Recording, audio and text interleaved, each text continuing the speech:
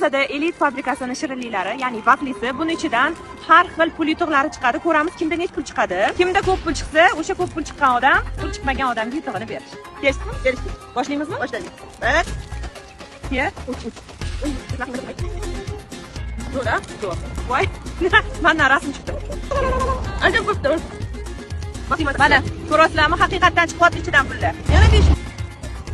Yana 5 ming? Manda yo'q. Voy, manda yana yo'q. Hammasidan ham chiqmaydi baribir. Voy, mana 5 ming. Yo'q. Wow! Ha? 5 pul. Aytmayman. Mayli, bo'pti.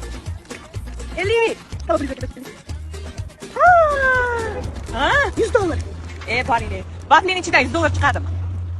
20 ming. Lekin aytishligi bo'yicha buning ichidan dollar ham chiqib qolishi mumkin. Oxirgi nasibami? Dollar. Dollar.